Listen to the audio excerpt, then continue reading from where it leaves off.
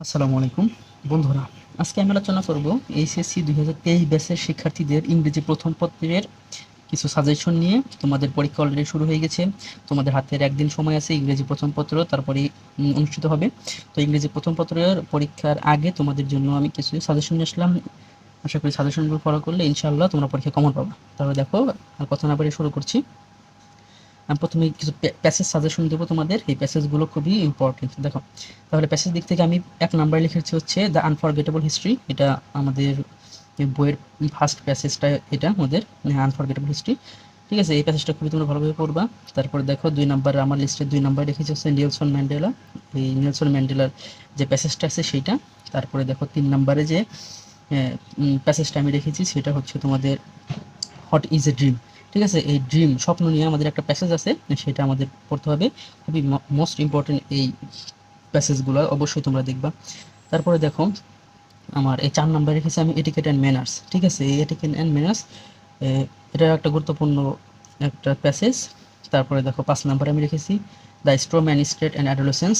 অবশ্যই তোমরা এই প্যাসেজটা পড়বা। তোমাদের এই প্যাসেজগুলো থেকে কিন্তু একটা হিউজ নাম্বার ক্যারি করা যায়। আমাদের এখান থেকে এমসিকিউ আসে, তারপরে প্রশ্ন আসে। আশা করি প্যাসেজগুলো খুব ভালো করে দেখে যাবা। তারপরে দেখো 6 নাম্বারে আমি লিখেছি হচ্ছে 6 নাম্বারে হচ্ছে adolescence and some related problems in Bangladesh. এটা তোমাদের বইয়ের একটা প্যাসেজ, সবগুলো তোমাদের বইয়ের একটা প্যাসেজ। দেখো, এটা আমার লিস্টে 6 নাম্বারে রাখছি। ঠিক আছে, adolescence and some related problem in Bangladesh, এই প্যাসেজটাও তোমরা খুব ভালোভাবে দেখে যাবা। তারপর দেখো 7 নাম্বারে রেখেছি আমি শেখ কাম। তারপরে দেখো এই 8 নাম্বারে আমি রেখেছি হচ্ছে আমেরিগো এই স্টেট চাইল্ড। আমেরিগোর যে প্যাসেজটা আছে সেই প্যাসেজটা অনেক ইম্পর্টেন্ট, এটা পরীক্ষা আসার মধ্যে একটা প্যাসেজ। তারপর দেখো 9 নাম্বারে আমি রেখেছি হচ্ছে ইকো ট্যুরিজম। এটা এসএসসি 22 যারা যারা ছিল, এইচএসসি 22 যারা ছিল তাদের ছিল না, কিন্তু তোমাদের এটা নতুন সংযোজন করা হয়েছে ইকো ট্যুরিজম। আশা করি এটাও তোমরা ভালো করে দেখে যাবে। তারপর দেখো 10 নাম্বারে রেখেছি আমি হচ্ছে হোয়াই এডুকেশন। হোয়াই এডুকেশন, এই হলো আমার 10টা প্যাসেজ। আর তোমাদের এই 10টা প্যাসেজ ভালোভাবে হয়ে গেছে। আর 2টা প্যাসেজ আমি সাজেস্ট করব, তার মধ্যে একটা হচ্ছে আমার এই কুয়াকাটা। এই কুয়াকাটা আর একটা হচ্ছে ওয়াটার ওয়াটার এভরিহোয়ার। ঠিক আছে, ওয়াটার ওয়াটার এভরিহোয়ার আর একটা হচ্ছে কুয়াকাটা, এই দুইটা একটু দেখে যাবা। ঠিক আছে, এই দুইটা অনেক ইম্পর্টেন্ট টপিক, এই দুটো এক্সট্রা দিয়ে রাখছি। যাদের উপরে 10টা হয়ে গেছে তারা নিশ্চিত দুইটা একটু দেখে যাবা। তোমরা যদি কোনো প্যাসেজ অন্যগুলো না দেখো, তার জন্য এই 10টা দেখে যেতে পারো। ইনশাল্লাহ আশা করতে পারি যে এখান থেকে তোমাদের কমন আসবে পরীক্ষা। আচ্ছা দেখো, আশা করি তোমরা এই প্যাসেজের ব্যাপারটা বুঝে গেছো। তাহলে আমি একটু এবার অন্যদিকে যাই। দেখো, তারপর দেখো 2 নম্বরে আমি রেখেছি তোমাদের জন্য সামারি। এই সামারি থেকেও কিন্তু বেশ ভালো একটা মার্ক ক্যারি করা যায়। দেখো, সামারির জন্য কিছু রুলস আছে। রুলস না, তুমি এটা নিজে সম্পূর্ণ ব্যক্তিগত প্যাসেজ করে নিজের মতো করে লিখতে হয় মেইন টপিকগুলো। তবে যারা রুলস চাও, এটা রুলসের ক্ষেত্রে বলবো হচ্ছে এই সামারি লেখার কিছু নিয়ম আছে। প্রথম লাইন দেখা যাচ্ছে, প্রথম লাইন নিজের মতো একটু লিখতে হয়, লিখতে পারলে বেশ ভালো হয়। শেষের 2-1 লাইন নিজের মতো লিখতে পারলে খুব ভালো হয়। তো এরকম 2-1টা লাইন যদি আগে থেকে পড়ে রাখা যায় বা ওইটা রিলেটেড যদি তুমি লিখতে পারো তাহলে খুবই ভালো হয়। তাহলে দেখো, এই সামারের ক্ষেত্রে আমি 1 নাম্বার যেটা রাখছি সেটা হচ্ছে তোমার ইকো ট্যুরিজম। ঠিক আছে, ইকো ট্যুরিজম এটা মোস্ট ইম্পর্টেন্ট একটা সামারি, এটাকে তোমরা 3 স্টার দিয়ে রাখতে পারো। তারপর দেখো ব্রুজেন দাস, খুব ইম্পর্টেন্ট একটা সামারি, এটাও তোমরা একটু দেখবা। 3 নাম্বার হচ্ছে আমেরিকা স্টেট সাইল্ড, এটাও তোমরা দেখবা। তারপর 4 নাম্বার আমার লিস্টে রেখেছি হচ্ছে হোয়াট ইজ এ ড্রিম। এই হোয়াট ইজ এ ড্রিম এটা একটু দেখে রাখবা, এটা একটা ইম্পর্টেন্ট সামারি, আসতে পারে পরীক্ষা আসতে পারে এটা।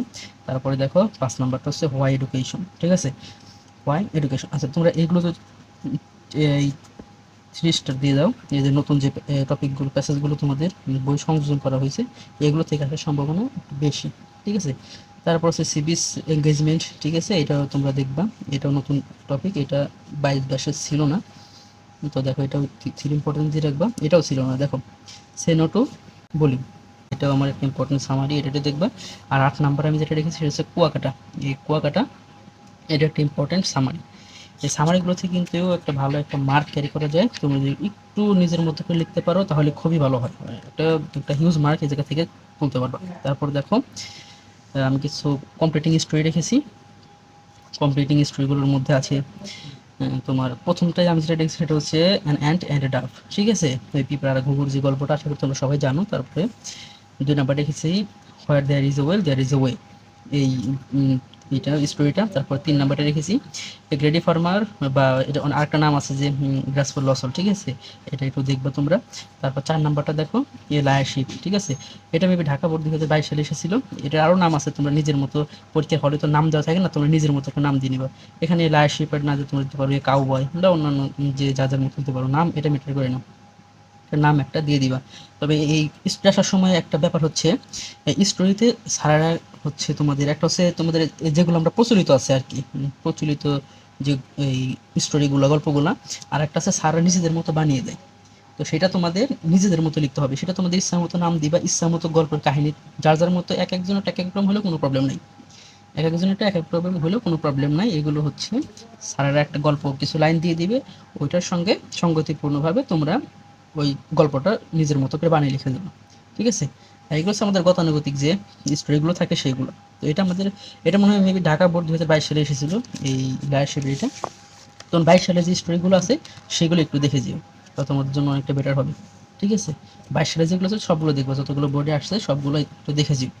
তারপর দেখো 5 নাম্বারে আমি রেখেছি হচ্ছে a friend is need, a friend in need is a friend in deed, ঠিক আছে। দুই বন্ধুর যে গল্পটা আছে, যে ভাল্লুকের গল্পটা, সেটা তোমরা জানো, তোমাদের পড়া আছে, তারপর আমি বলে দিচ্ছি দেখো। তারপরে দেখো এই 6 নাম্বারটা হচ্ছে a dreadful call at midnight, ঠিক আছে। এই 6 নাম্বারে এটা কিন্তু একটা আসার মতো একটা এই তোমার কি স্টোরি। তারপর দেখো 7 নাম্বারটা হচ্ছে Baiju's loves for his mother, ঠিক আছে, এটা একটা নাম আছে ডিভিশন টু মাদার, একই কথা, ডিভিশন টু মাদার একই কথা। এটা আসার মতো একটা স্টোরি, এটা আমার 7 নম্বরে লিখেছি। তারপর দেখো 8 নম্বরে রেখেছি, সেটা হচ্ছে শেখ সাদিস উইট, ঠিক আছে, শেখ সাদিস উইট, বা এটাকে আরেকটা নাম আছে টিট ফর ট্যাট, আর একটা হচ্ছে dress doesn't make a man great, একই, তিনটা একই কথা। তোমাদের যে যার কাছে যে বইটা আছে, যে নামটা দেওয়া আছে সেটা দিয়ে মুখস্থ করতে হবে। তারপর দেখো লিস্ট 9 নম্বরে রেখেছি, সেটা হচ্ছে unity is strength, unity is strength, ঠিক আছে। এটা একটা ইম্পর্টেন্ট, মোস্ট ইম্পর্টেন্ট একটা স্টোরি, এটা পরীক্ষা আসতে পারে তোমাদের, এটা একটু দেখে রাখবা। তারপর 10 নাম্বারটা হচ্ছে money can not brings happiness, ঠিক আছে, money can not bring happiness. এটা তোমার ওই যে কবলার অ্যান্ড ব্যাংকার, এটা আরেকটা নাম আছে কবলার অ্যান্ড ব্যাংকার, সেটা কিন্তু এটা money can not brings happiness. এই মুচিয়ার হচ্ছে একটা ব্যাংকারের যে কাহিনীটা, সেইটা হচ্ছে এইটা। আশা করি এই 10টা তোমরা যদি পড়ে যেতে পারো, তাহলে পরীক্ষার মধ্যে ইনশাল্লাহ একটা কমন পাবা। এই ছিল আজকের মতো সাজেশন, তোমরা ভালোভাবে পরীক্ষা দাও।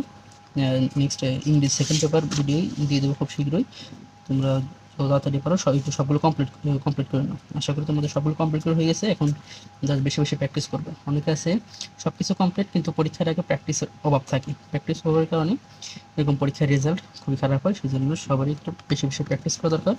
আর এই রাইটিং সাইড যেগুলো আছে সেইগুলো আমাদের কোনোভাবেই যেন মার্ক না কাটে, সেভাবে পড়া উচিত। রাইটিং সাইডগুলো যেন, যেগুলো মুখস্থ করার মতো আছে অবশ্যই মুখস্থ করবে। অনেকে আছে যে যে প্যারাগ্রাফগুলো থাকে সেগুলো নিজের মতো একটু সে বানিয়ে লিখবো, কিন্তু যারা ওই বানিয়ে লেখার সময় দেখা যাচ্ছে যে ওই যদি তোমার ইম্পর্টেন্ট লাইনগুলো যদি মনে না আসে, বা তুমি তোমার মতো সহজ ভাষায় লেখো, তাহলে কিন্তু নাম্বার কিন্তু কম পাওয়ার চান্স থাকে। তো তোমরা সবসময় চেষ্টা করবা যে যাতে তোমার ওই প্যারাগ্রাফগুলো আগে থেকে একটু মুখস্থ করা থাকে, তাহলে মুখস্থ করা থাকলে নিজের মতো দু একটা লাইন বানিয়ে লেখা যায়, তাহলে ওইটাই বেশি মার্ক ক্যারি করা যায়। আজকের মতো এই পর্যন্তই, আশা করি ভিডিওটি ভালো লেগেছে। যদি ভিডিওটি ভালো লেগে থাকে অবশ্যই একটি লাইক দিয়ে দাও এখনই, এবং চ্যানেলটিকে সাবস্ক্রাইব করে না থাকলে অবশ্যই চ্যানেলটিকে সাবস্ক্রাইব করে দাও। এবং আমি তোমাদের ইংরেজি সেকেন্ড পেপারের ওই ফর্মাল লেটার, তারপর অন্যান্য ভিডিও, অন্যান্য যা কিছু আছে তা নিয়ে একটা ভিডিও দিব, আশা করি সেই ভিডিওটা তোমরা দেখবা এবং তোমরা এই অনুযায়ী প্রিপারেশন নিতে থাকো। ভালো থেকো সবাই, আজকের মতো এই পর্যন্তই, আল্লাহ হাফেজ।